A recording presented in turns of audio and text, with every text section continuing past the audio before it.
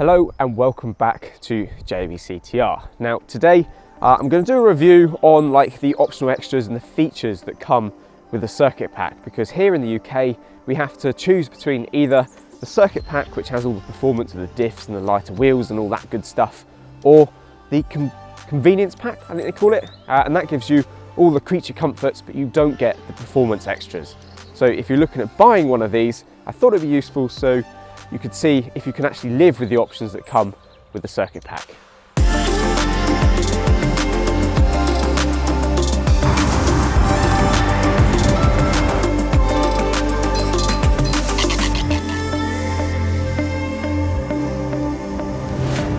Okay, so we'll make a start on the inside, and today we're going to cover basically what you get in a circuit pack Yaris. Some will be optional extras, some will be standard features of the car, but I just wanted to sort of share my thoughts on them because some of them are good and some of them are pretty crap. So just thought I'd enlighten you. So let's start with the seats. I've already covered the seats in my first impressions review, but quickly cover them off again. I think they are awesome. The sort of faux Alcantara in the middle is really grippy. So actually the seats don't need to hug you as much as they otherwise would. But yeah, they're just really comfortable. Next up, the steering wheel. Obviously this is quite important as it's the bit you touch the most. It's finished in a sort of faux leather, which feels okay, and nice red stitching on the middle. It's okay to look at, I think. Now, you've got the sort of scratchy plastics on the horn, which is not great, but I do like the buttons. There's lots of different shapes on them, so it's quite easy to feel your way around the buttons, but you do need to learn which button is which because obviously the logos aren't raised. You've also got dual zone climate control, which looks great, works as you'd expect. You've got air conditioning, all the fancies that you would expect. There's nothing really to write home about. The AC works quite well, and yeah, that's just there. The infotainment system is one of my biggest gripes. Firstly, it's the placement of the screen. It's a bit high up, but actually from here in the driver's seat, with the driver's seat at the lowest position, the top of the screen is not actually higher than the dashboard. So although it feels quite high, I don't think by lowering it you'd actually remove or add any visibility. So the placement is okay. The screen itself, the resolution is average, I would say. You can still see the pixels, so it's not the best screen in the world, but it does what it needs to do. In terms of responsiveness, it's okay. It's a little bit laggy, and the biggest slight annoyance on the circuit pack is the fact you have a map button, but you're not allowed to use the navigation. And I don't know why they couldn't have included that, because that's just a little bit of software. So that's a bit frustrating. But they have included Apple CarPlay, which means you need this cable attached all the time. CarPlay works really well, other than the fact that the screen has a slightly lower resolution than I would like. The only issue with CarPlay and Android Auto is where do you put your phone? You've got this little tray here, but it's not very grippy, and obviously this car can accelerate quite fast, so your phone's going to go flying off. You've got cables going all over your gear stick. The USB port has been located so the cable goes straight into the gear stick. I just don't think it's been that well thought out, but it is there and it does work, and the fact you have Apple Play kind of negates the fact that you don't have maps. So yeah, a little bit disappointed with the infotainment system, but that's not really what this car is about. And I guess that leads me nicely on to the speakers in the circuit pack. Now of course you can't opt for the upgraded JBL of the convenience pack, which means we're stuck with the standard speakers. And I must admit, they are rubbish. I just don't like them. They just sound tinny and a bit rubbish. So that perhaps is something that I'll be looking to upgrade in the future, but it does present a little bit of a dilemma because it's very clear that Toyota have tried to minimize weight in this car as much as possible. And if you're upgrading speakers, the weight of the speaker is directly proportional to how good they are, because generally the bigger the magnet in the speaker, the better the sound. but obviously that adds weight, and then I don't know. So yeah, maybe I'll look at doing that, but the ones that come with the car are pretty rubbish.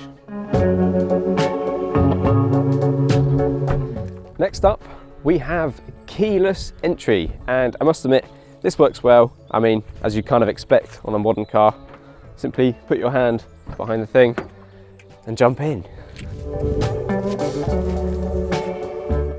And once you're in, simply press the start button and away you go. Just need the key anywhere in the car and it will work. But as we all know, that keyless systems in modern cars unfortunately have a whole host of security issues, which means people can take your car.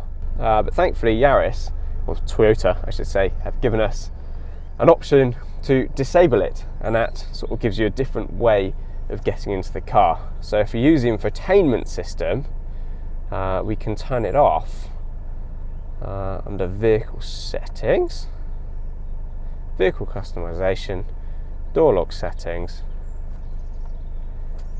and then it takes ages to load. There we go.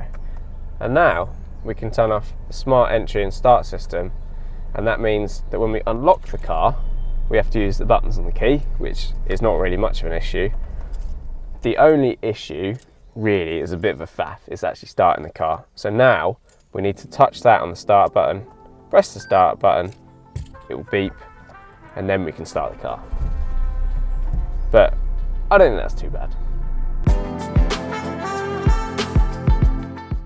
And for the rest, I think we need to get out on the road. So let's go for a drive.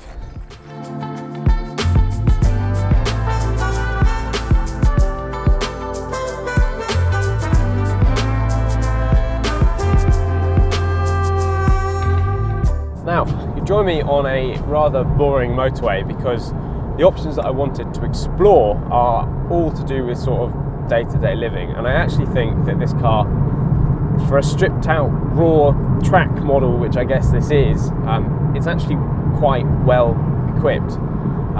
So if we flick through the menus on the infotainment system, find the right menu, you can see a list of all the options fitted to this car.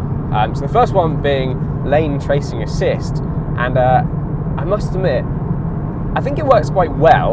If you push it on now, you can do steering assist, and then if you go near the line, it then corrects you back to where you need to be. And it does work quite well, but there's one big issue with it. This type of option is the kind of option I really want to use on the motorway, and on the motorway only. But when you turn the car on, it's always on. So if you were to then go to town, for example, and forget that you've got it on, you'll end up going across a line and the car will suddenly veer you across back into your lane. And it just, I don't know, it kind of catches you off guard because it feels like someone's grabbed your steering wheel. But it does work really well. It's just that gripe of it always being on, so you've got to turn it off every time you get in the car, and that's a bit of a pain. The next one is pre-collision system, which obviously does what it says on the tin. I think it's under 30 mile an hour, it will do the braking for you. I can't review that because I don't want to try it, if I'm honest. But that's there, it's on. We've also got road sign assist, which is basically reading the signs on the road, and then it displays them on the onboard computer in front of you all the time. And I know that sounds a bit like a gimmick, but I had it in the Fiesta, and then we moved from the Fiesta to the Mini, and the Mini doesn't have it, and I really missed it, because the amount of times you want to look down and be like, all right, it's a 40, oh yeah, I'm doing 40, that's fine. It's kind of, yeah, you get so used to having it there that you can always check that you're doing the right speed. And this one is a bit more intuitive than the Fiesta one, because if you're going above the speed limit sign turns red. But of course, I've never seen it turn red. No, I just don't speed, me. And the last one on there is radar guided cruise control, which I haven't actually tried yet because we're still running the car in. You may have noticed me flicking between gears a lot, and that's because during the running in process, you're not meant to keep the engine at sort of like a constant rev. But anyway, in the interest of reviewing, let's give it a try, because I've got a van coming up here. So radar ready, and we'll set it. Is it going to set? Right, so we've set at 62. Let's go a bit faster than that. Right, we're up to 70. But it's detected the van in front, and we're slowing down to 50 because the van has. He's now pulled off. And the car is now accelerating back up to 70. Okay, cool. Absolutely no complaints about the radar guided cruise control. Seems to work marvellously. And I think that's pretty much all the options. You don't really get too many on the old Yaris, not with the circuit pack anyway. So let's pull over, and I've got one last option to review, and we'll call it a day.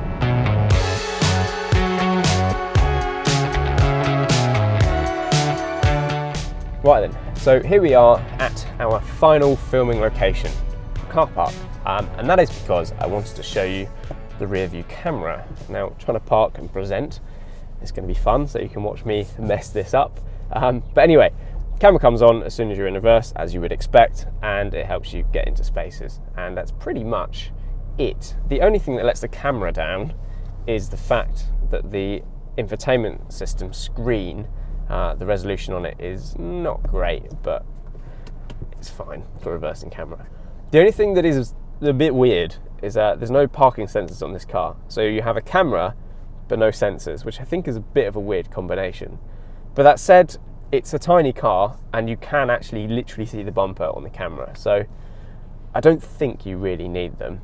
But I'm quite glad that they did include the camera, because you literally cannot see anything out of the rear view mirror, or at least not enough to park with. So yeah, that's the camera, and we'll finish up there, shall we? Well, our parking's not too bad, considering I was talking to you lot.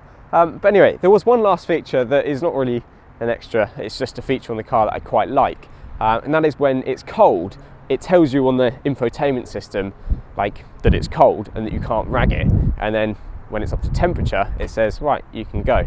And I do quite like that, because I think there's a little bit of ambiguity around how long you should warm a car up before you can actually drive it hard. So at least that clarifies that.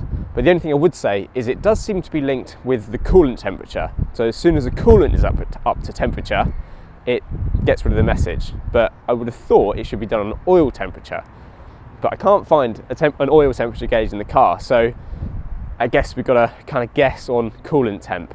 And I think with that, we'll leave it there. So if you enjoyed this little review and insight into what it is that you're actually buying if you go for a circuit pack, then give it a thumbs up. And if you want to see more of me, the Yaris, and other car content, then please feel free to subscribe. And I'll catch you in the next one. There goes a sight from my soul.